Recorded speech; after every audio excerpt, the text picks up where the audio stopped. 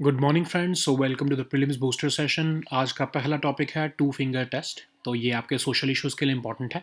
Supreme court ने बोला है कि अगर कोई भी ऑफिशियल रेप विक्टिम्स के ऊपर टू फिंगर टेस्ट परफॉर्म करेगा तो उसको हम मिसकंडक्ट के लिए गिल्टी जो है वो मानेंगे।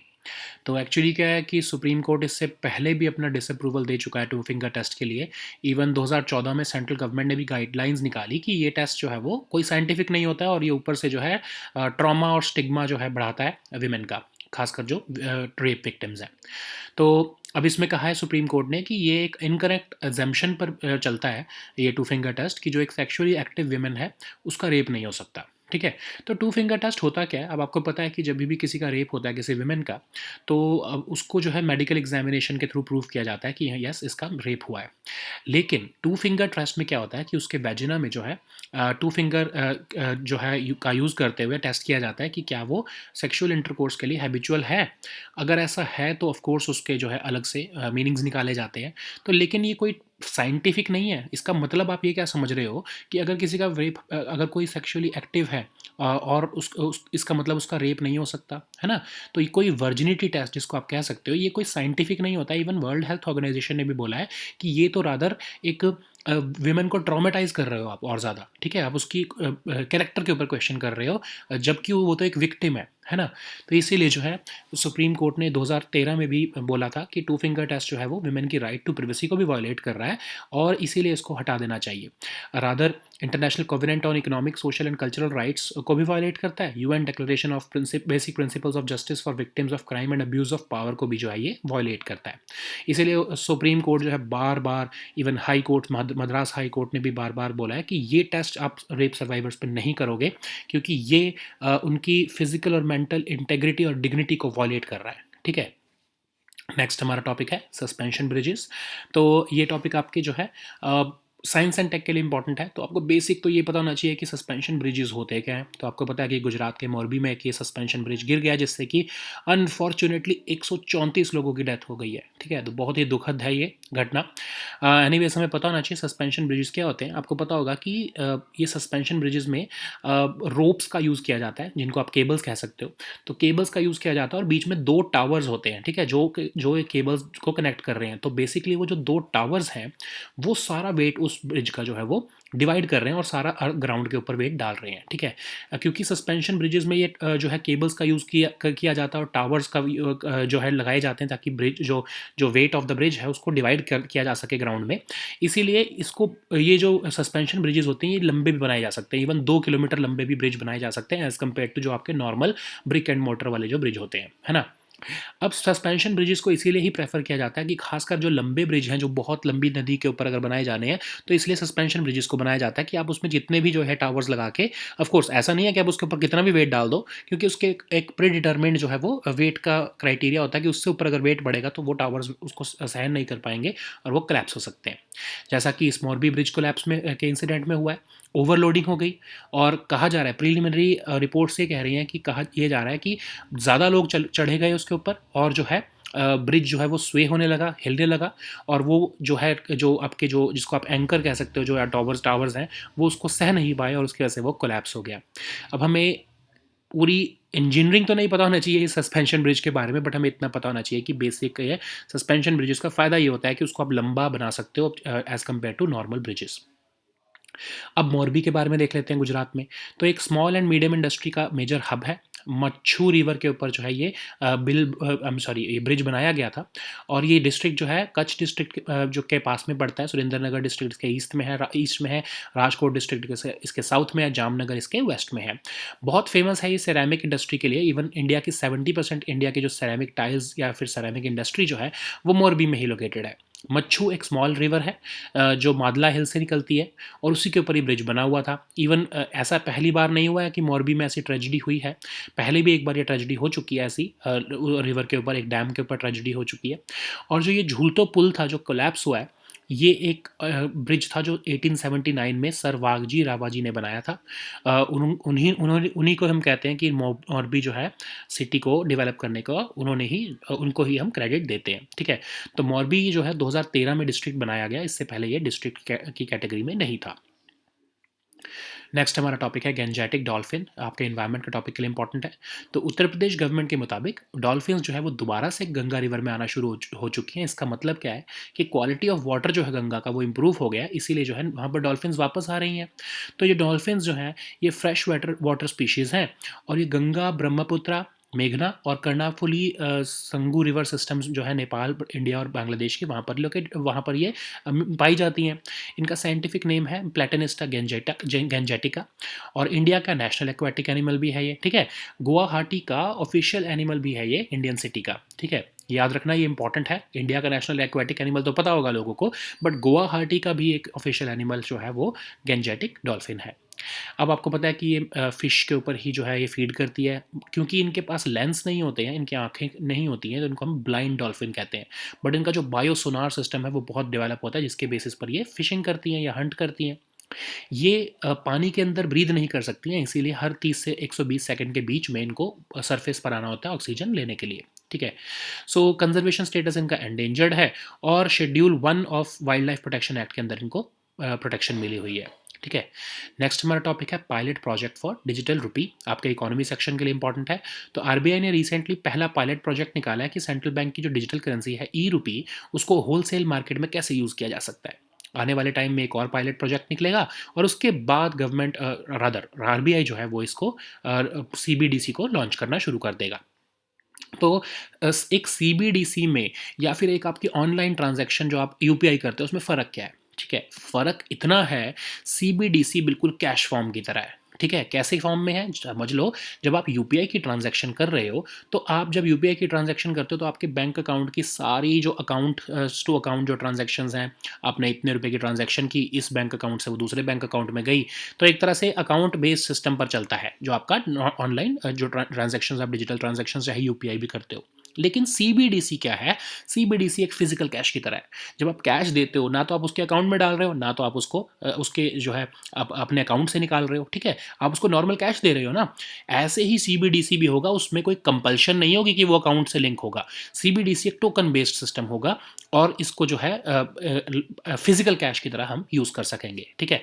अब दो तरह के मॉडल है, आरबीआई कैसे इसको लॉन्च करेगा। दो तरह के मॉडल होते हैं। पहला होता है डायरेक्ट मॉडल। डायरेक्ट मॉडल में क्या होता है, सेंट्रल बैंक पूरा का पूरा चार्ज अपने हाथ में ले लेता है कि इशू भी मैं करूँगा और अकाउंटिंग भी उसकी मैं रखूँगा, ट्रांजैक्शन की वेरिफिकेशन भी मैं करूँगा, ठीक है। लेकिन इंडिया में कहा जा रहा है कि आरबीआई जो है इनडायरेक्ट मॉडल को प्रेफर करेगा। वो बैंक्स को बीच में इन्वॉल्व करेगा और उसके बेसिस पर ही जो है ऑफ कोर्स इशू तो आरबीआई करेगा, लेकिन उसको फैलाने का काम, उसकी अकाउंटिंग, ट्रांजैक्शन वेरिफिकेशन, ये सब काम जो है हो सकता है इंटरमीडियरीज जो कि बैंक्स या फिर अदर सर्विस प्रोवाइडर्स हैं जैसे इवन एनपीसीआई, उनको भी इसमें इन्वॉल्व कर लिया जाएगा। अब सेंट्रल बैंक डिजिटल करेंसी होती क्या है? जो भी एक वर्चुअल करेंसी जिसको सेंट्रल बैंक की मान्यता प्राप्त हो उसको हम सेंट्रल बैंक डिजिटल करेंसी कहते हैं। लीगल टेंडर होता है क्योंकि सेंट्रल बैंक ने खुद इसको इशू किया है और इसीलिए सेंट्रल बैंक की बैलेंस शीट में लायबिलिटी साइड पर ये अपीयर होता है, ठीक है। तो बहामियन सैंड डॉलर जो है सबसे पहली सीबीडीसी थी 2020 में जिसको लॉन्च किया गया। ये इंपॉर्टेंट फैक्ट है, याद रखना पड़ेगा प्रीलिम्स के लिए, ठीक है। अब इंडिया की अप्रोच क्या रही है वर्चुअल करेंसीज के लिए? इंडिया ने मान्यता नहीं दी है क्रिप्टो करेंसी को, रादर हम एक बिल भी लेके आ रहे हैं जिससे कि हम सारी प्राइवेट क्रिप्टो करेंसीज को बैन कर देंगे। और 2022-23 के बजट स्पीच में फाइनेंस मिनिस्टर ने बोला था कि हम हमारे आरबीआई जो है वो एक सेंट्रल बैंक डिजिटल करेंसी लेकर आएगा। उसी के ऊपर ये पायलट प्रोजेक्ट्स निकाले जा रहे हैं और आने वाले टाइम में इसको लॉन्च कर दिया जाएगा।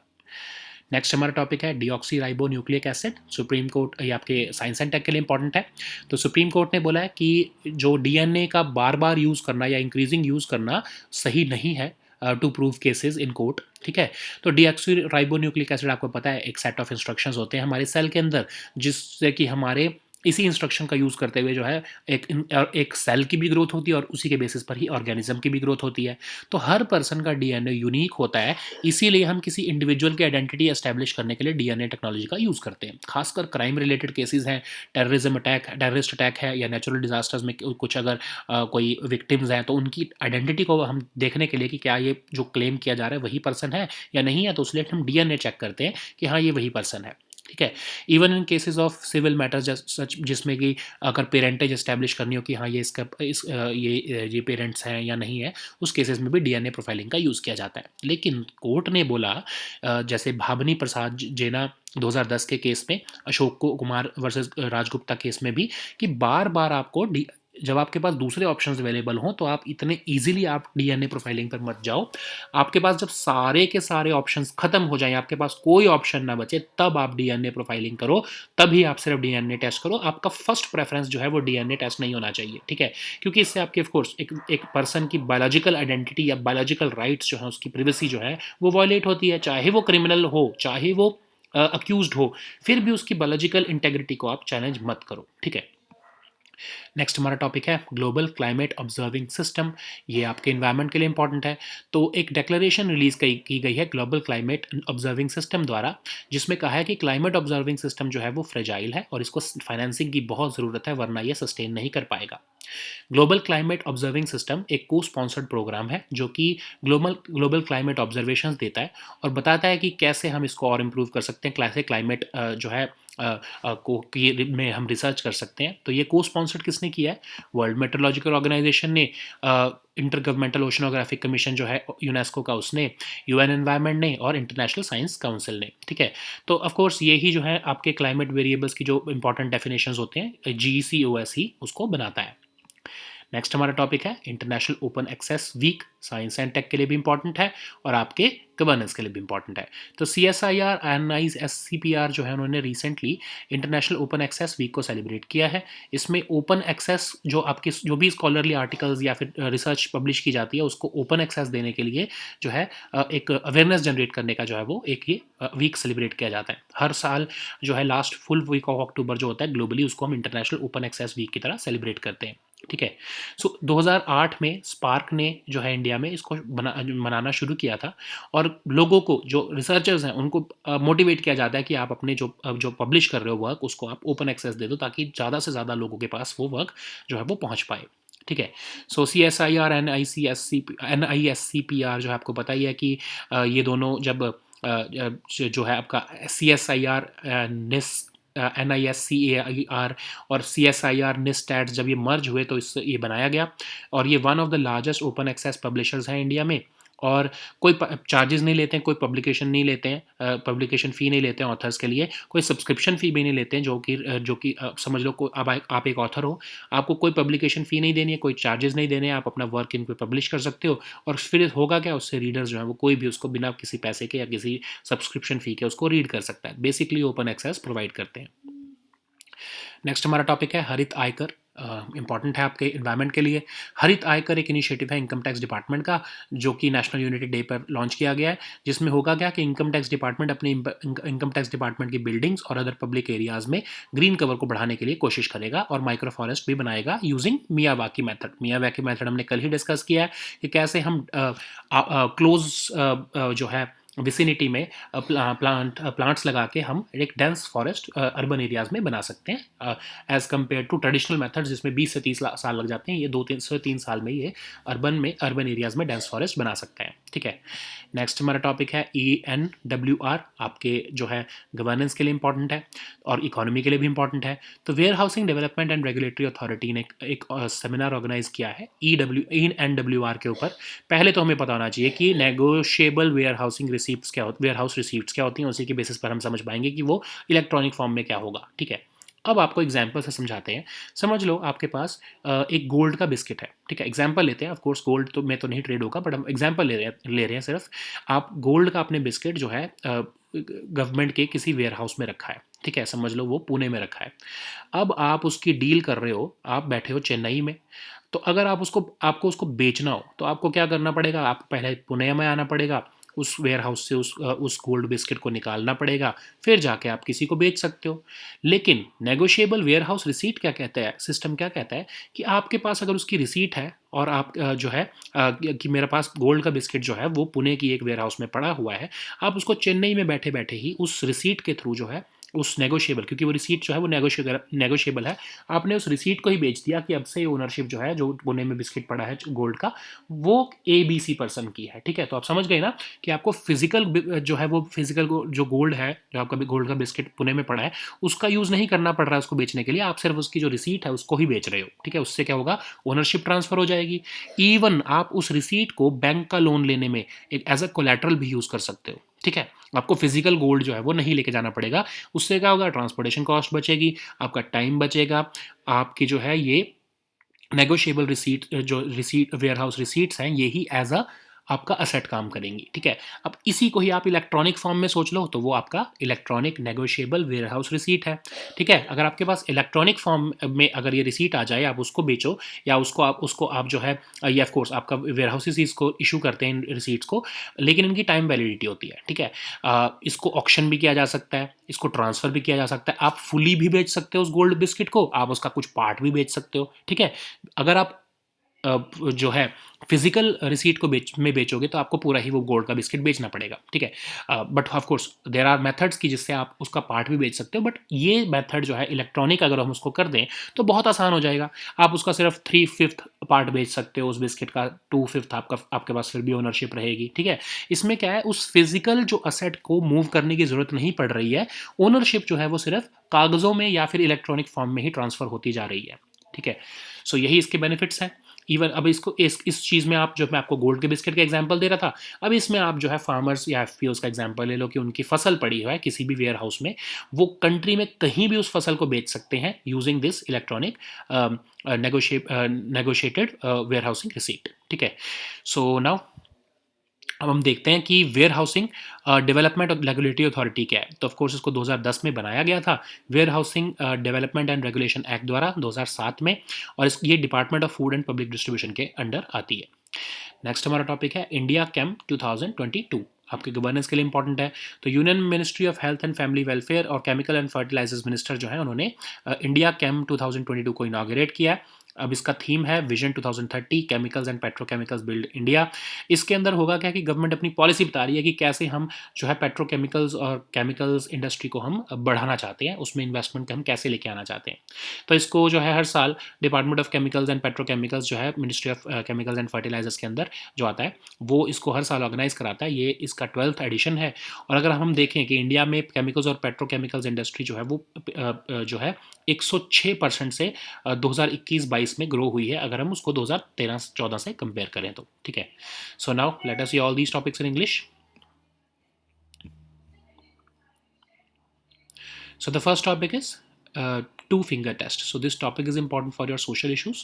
So you know that recently Supreme Court has said that those who are conducting two finger test on rape victims will be held guilty of misconduct. Okay, so it has lambasted the central government, even the state governments, for not being able to enforce or for not being able to prohibit this two finger test, because it is being practiced in some areas of the country, even though the central government has issued guidelines in 2014 regarding that, and even the guidelines forbid this practice because it is based on an incorrect assumption that a sexually active woman cannot be raped. Okay, so this is a trauma on women, and this is so unscientific that it has no scientific ground. But people, or these those who conduct these medical examination on rape victims, they continue to perform this test. Okay, so this is very, very bad. So what is this two finger test? So it is actually, you know that whenever a woman is raped, she has to undergo a medical examination, which is itself very demeaning for her, which is very traumatic for her. But when you start performing this two-finger test to ascertain if she has been raped or not, then this becomes more and more traumatizing for her. It robs her of her confidence. It invades her personal space, and there is no even scientific ground for it. Like World Health Organization has said that there is no place for virginity test, and there is no scientific ground that it can be established, or it can be validated that the woman has been raped just because you are conducting this two finger test. Okay, in 2013 also, the two finger test was barred by the Supreme Court, saying that it violates a women's right to privacy. And even certain conventions and international practices, or international declarations that India has signed, detests this practice. Okay, so the next topic is suspension bridges. This topic is important for your governance section and also your science and tech section, just so you have to know the overview of what is a suspension bridge. So you know that recently a bridge was collapsed in Gujarat's Morbi which is a very unfortunate incident, and almost 134 people have lost their lives. But we have to know that what is a suspension bridge. So you know that suspension bridges are basically made by cables, and there are certain towers. Okay, these towers are connected to the anchorage at the at the two ends of the bridge, and these towers are basically taking the weight of the bridge. Okay, so if there is a very long bridge, then of course there would be more towers. But let's say there is a short bridge, then there would be two towers who would be balancing the weight of the bridge on the ground. Okay, and these cables are connected via anchorage to these towers, and that's how the bridge maintains its balance. What is the benefit of suspension bridge? Because it is because you can make any amount of towers, and to balance out the weight. So these suspension bridges can be made as long as 2 kilometers. Okay, so that's why whenever you have to make a very long bridge, especially on a river, then you go for for this suspension bridge method. But why did this bridge collapse? Of course, currently the investigation is being done, but preliminary reports say that there must be there should have there would have been overloading, and there was a swaying because of many people on it, and because of that the cables may have got disconnected, or the weight that was managed by the towers was disturbed, and because of that the bridge collapsed. Anyways, we do not need to go into the engineering of suspension bridge, but we have to know what is Morbi, what is it, what for what it is famous for. So like this Morbi is a major hub of small and medium industry. It's this Jhulto Pul. The Jhulto Pul was a century-old bridge on this Machu River, and the this Morbi is very famous for ceramic industry. In fact, 70% of India's ceramics are produced in Morbi. Machu is a small river which rises in the Madla Hills, and Jhulto Pul was a pedestrian suspension bridge which was inaugurated in 1879 uh, by Sir Vagji Ravaji, and he is credited to be the planner and builder of the entire city of Morbi. Okay, so the next topic is Gangetic dolphin. This topic is important for your environment section. So, as per Uttar Pradesh government, dolphins have started coming back to Ganga River, which means that the quality of water in Ganga has improved significantly. So, you know that Gangetic dolphins are a freshwater species. They inhabit Ganges, Ganga, Brahmaputra, Meghna, Karnafuli, Sangu river systems, and its scientific name is Platanista gangetica. And gangetic dolphin is recognized as the India's national aquatic animal, and it is also the official animal of Indian city of Guwahati. This particular fact is important for you. That's why I'm highlighting it in green color. It feeds on fishes, but because it lacks eye lens, that's why it is called blind dolphin. But it has a very highly developed biosonar system, due to which it preys upon or it hunts on the fishes. So IUCN status of Gangetic dolphin is endangered, and it is placed in Schedule 1 of the Wildlife Protection Act. So the next topic is pilot project for digital rupee. This topic is important for our economy section. So recently, you know that RBI has been working on the central bank digital currency, or the e-rupee. So for that, they have launched the first pilot project to use this currency in the wholesale market, and probably in the next few months or by the next month, a second pilot project would also be launched. So, anyways, how is e-rupee different from your UPI transaction or your digital transactions?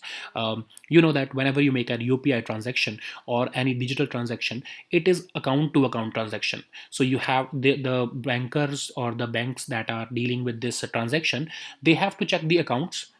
Basically, bank accounts are involved in it. They have to check the history of the bank accounts of both these bank accounts, and based upon that only the transaction occurs. But CBDC, or the central bank digital currency, or the e-rupee, is like physical cash. It is a token based currency. It does not even need a bank account to make a transaction. Okay, probably RBI would be involving the bank account, but in general, if we look at this at any central bank digital currency, it does not even need a bank account. It is a token based system. You can just make a transaction like you make with a physical cash. So this is the difference between digital transaction and a central bank digital currency. Okay, so there are two models which the RBI can follow. First, of course, is the model where central bank will be in charge on every aspect of this digital rupee, including issuance, accounting, transaction verification. But it is being said that RBI is going to have this indirect model in which they would be issuing the currency, but the management of currency would be for management of currency, RBI would involve banks and other service providers. Okay, so that would be a very pragmatic approach. Instead of being a direct a supplier of currency, it should involve the banks also. For that, probably it could be linked with your bank accounts also. I'm just making a guess, but of course there if RBI wants to increase the adoption rate of digital rupee, it should keep this digital rupee as close as to the physical cash. Okay, so what is a central bank digital currency? Basically, it's a virtual currency which is recognized by the central bank, and because it is being recognized by the central bank, that's why it is legal tender. And which was the first digital currency in India? I'm sorry, in the world. Bahamian sand dollar was the first central bank digital currency which was issued in the world in 2020. Okay, so what is the approach of India to virtual currencies? Of course, India is not in favor of virtual currencies, especially private cryptocurrencies. For that, we have also introduced a bill. Of course, it is not yet passed, but it will prohibit all private cryptocurrencies in India. And in 2022-23 budget speech, the finance minister announced that we are going to launch this digital rupee, which will be a central bank digital currency. So the next topic is deoxyribonucleic acid. This topic is important for your science and tech section. So recently, Supreme Court of India has said that these courts are increasingly using the DNA to prove cases in the court of law, and DNA, for that we have to understand what is DNA. So DNA is basically a set of instructions which are found in a cell, and it is used for the growth and development of an for a cell and eventually an organism. So DNA of a person is very unique. That's why it is used to establish the identity of an individual. So basically, in case of any terrorist attack or any crime, when you have to establish the identity of a body or a person, then you use this DNA technology. Even in cases of civil matters, like where you have to established parentage or parentage related disputes, you go for DNA profiling. Okay, but courts have increasingly said that this should not be the first option for us. Okay, to establish identity, once all options exhaust, once nothing else is available, then only you adopt this DNA test as a last resort. Okay, it should not be your first option or second option or third option. It should be your last option. It should be used sparingly, because it violates the biological dignity or biological identity of a person, because you are forcing someone to share his or her DNA with the in the public domain. Okay, even if it is being shared with one person, then you are basically exposing that DNA identity of a person, thereby violating his or her right to privacy. So the next topic is global climate observing system. This topic is important for our environment section. So according to a declaration which has been released by Global Climate Observing System Conference, the climate observing system remains fragile and it needs financing so that it can sustain. So basically, this climate observing system, global climate observing system, is a co-sponsored program of World Meteorological Organization, Intergovernmental Oceanographic Commission of UNESCO, United Nations Environment Program, and International Science Council. And basically, it is mandated to maintain definitions of essential climate variables. So the next topic is International Open Access Week 2022. This topic is important for your governance section. So recently, CSIR and ISCPR, they have celebrated this International Open Access Week. So basically, open access means if I am an author, if I am publishing a scholarly article or a research, then I would be motivated by this CSIR and ISCPR that I should make it publicly available without any cost. I should give open access of it so that more and more readers can gain from my knowledge. Okay, that's why it is celebrated every year on the last week of October, and it motivates the researchers and authors so that they can publish their articles or their research, so that and make it open, make its access open, so that more and more people or readers can take benefit of it. Okay, so this CSIR and ISCPR is the institute which publishes these articles and does not charge anything from the readers. Basically, it goes for open access of the study material. So the next topic is Harit Aikar. This topic is important for our environment section. So Harit Aikar is basically an initiative of Income Tax Department, under which Income Tax Department will utilize its buildings and other public areas to increase green cover and by planting trees and creating microforests using the Miyawaki method that we discussed just yesterday. And it is a method in which you plant small plants densely, closely, so that you can maximize tree density and biodiversity. Okay, so we have discussed it just yesterday. That's why I'm not going to go into detail. We'll move on to the next topic, which is ENWR. So this topic is important for governance and economy section both. So Warehousing Development Regulatory Authority has recently organized a seminar on ENWR. For understanding this, we have to understand first what is a negotiable warehouse receipt system. So basically, like I was giving an example earlier, that you have a gold biscuit, you have kept it in a warehouse in Pune, but you are living in Chennai, and if you have to sell it, you have to come back to Pune, then have to withdraw that gold biscuit from the warehouse and go back to take it back to Chennai, and only then you can sell it. But this negotiable warehouse receipt system allows you to sell this gold biscuit which you have kept in Pune in Chennai itself without even going back to Pune and taking that out in physical form. Basically, you are selling that receipt only, or you are trading that receipt with others. Okay, so I take money from the buyer.